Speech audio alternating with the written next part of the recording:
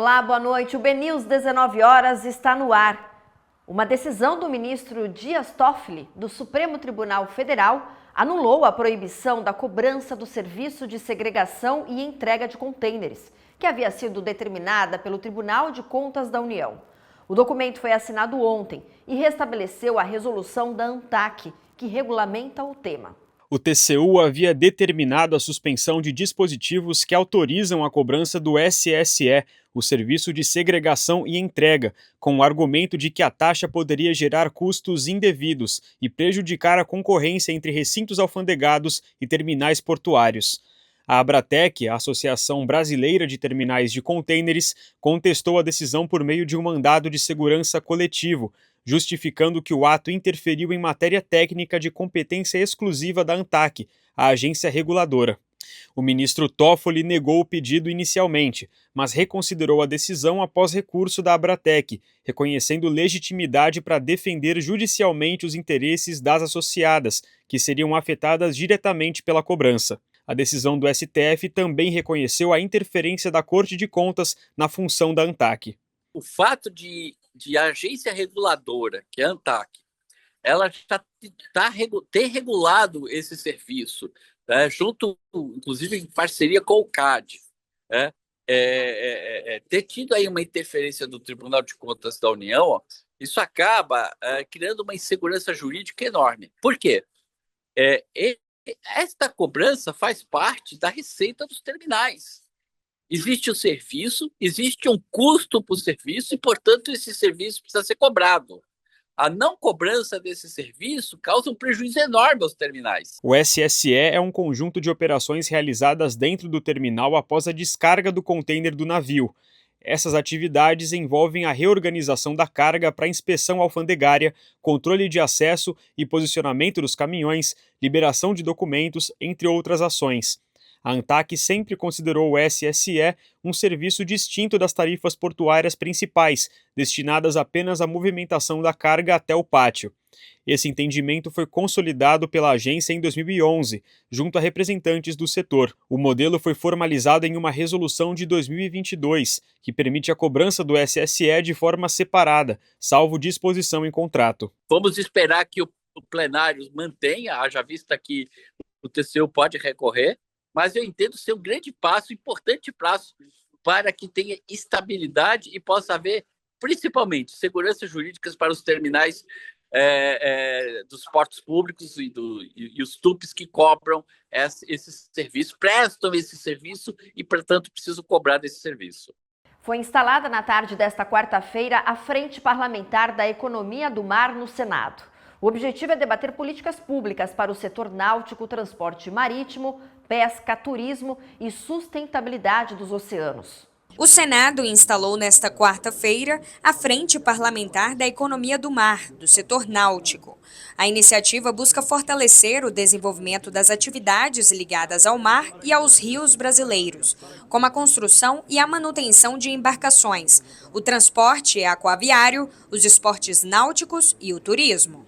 A frente foi criada a partir do projeto de Resolução 3 de 2025, aprovado pelo Senado no início do mês.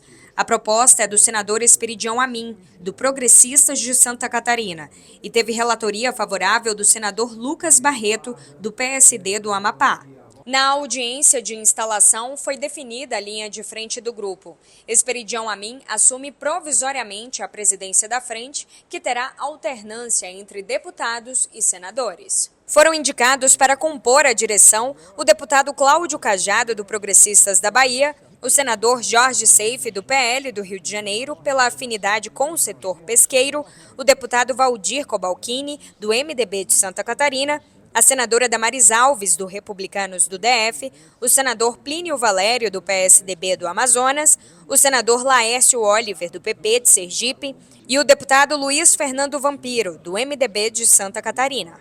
A instalação da frente nos permite acreditar num futuro de muita atuação, de abertura dos horizontes, de ampliação da nossa visão sobre o que o mar representa para o nosso país, para a nossa gente e as imensas perspectivas que nós temos de desenvolvimento econômico, social em todos os níveis e sob todos os aspectos, com sustentabilidade. O senador defende que a iniciativa é estratégica para ampliar o debate sobre o potencial econômico do mar, da navegação e do turismo no Brasil. Um país com 7,4 mil quilômetros de costa e uma das maiores redes hidrográficas do mundo. Segundo a Associação Náutica Brasileira, cada embarcação gera em média 4 empregos diretos e 8 indiretos, o que demonstra o impacto do setor na geração de renda e no crescimento econômico. Nós temos mais de 8.500 quilômetros de costa e uma economia gigantesca.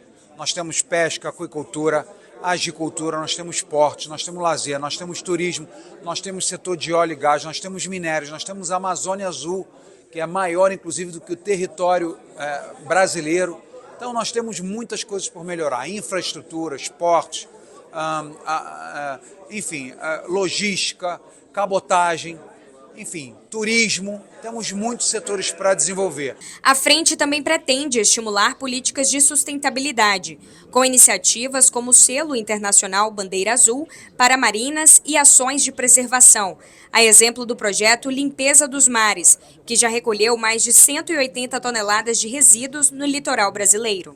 Com a instalação da Frente Parlamentar da Economia do Mar, o Congresso Nacional passa a ter um novo espaço de articulação entre o setor público e o privado para transformar o potencial do mar em desenvolvimento econômico, social e ambiental.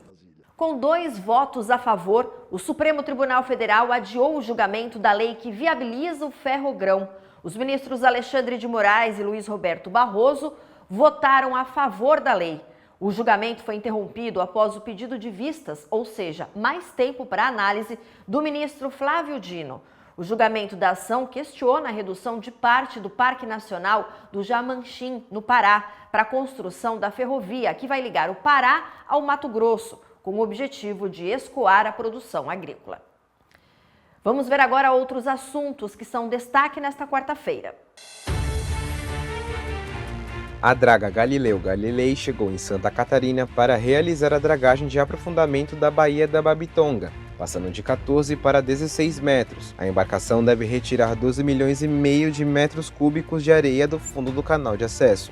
Metade desse total será depositado na orla de Itapoá. O projeto de dragagem é realizado através de uma parceria público-privada entre o Porto de São Francisco do Sul e o Porto Itapoá, e vai permitir a navegação de navios da classe New Panamax de 366 metros com carga máxima.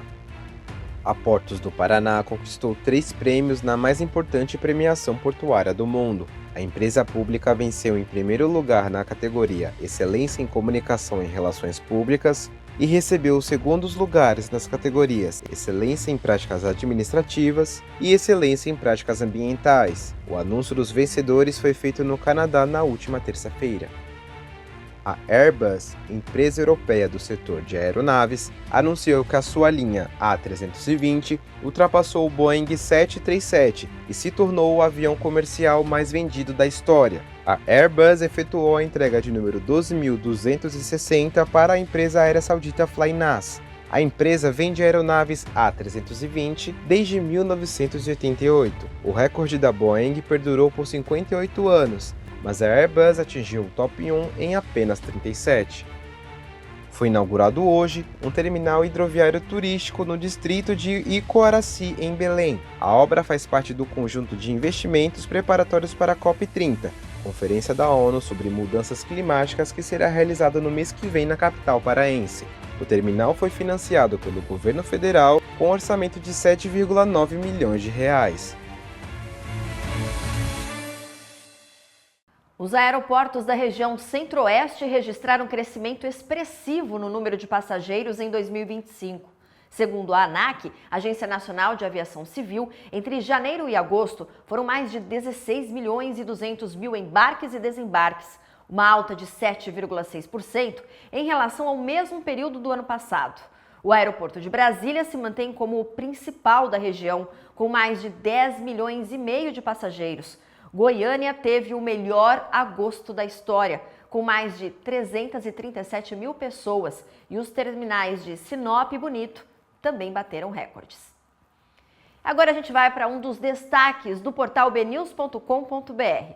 Vou aqui para o telão e o destaque é da temporada de cruzeiros, dos navios de cruzeiros marítimos, porque o navio MSC Virtuosa fará uma estreia no Brasil na temporada 2026-2027. A companhia anunciou na quarta-feira, hoje, 6 navios da América do Sul. Entre novembro de 2026 e abril de 2027, serão mais de 100 cruzeiros oferecidos. Então a MSC Cruzeiros confirmou aí que o MSC Virtuosa fará uma temporada ampla 2026-2027 com mais navios, a estreia aí no Brasil. Um dos navios mais modernos e tecnológicos da sua frota virá então para o nosso país pela primeira vez nessa temporada, na futura temporada, né, 2026-2027.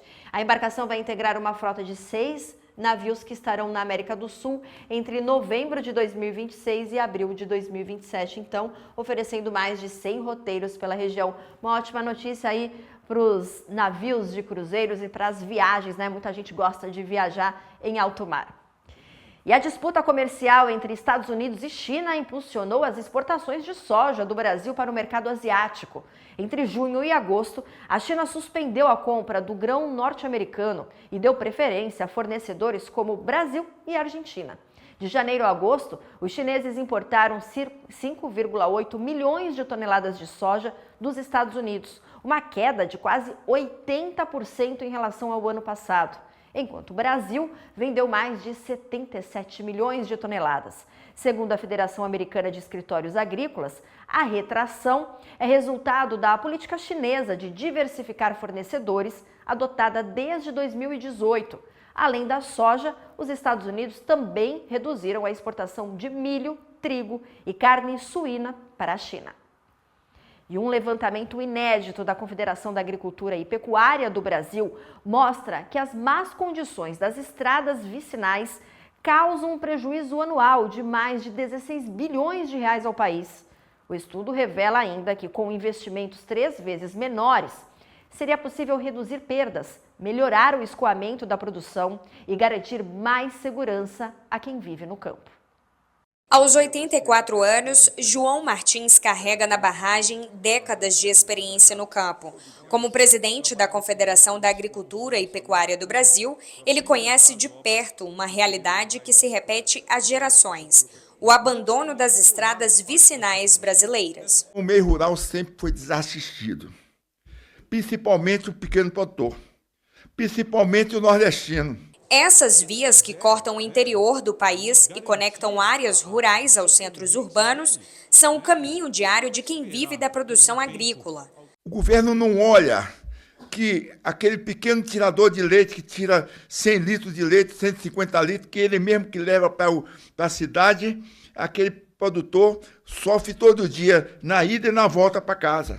Mas o problema não é apenas social. Um levantamento inédito da Confederação da Agricultura e Pecuária do Brasil, em parceria com a Escola Superior de Agricultura Luiz de Queiroz, dimensionou o tamanho do prejuízo.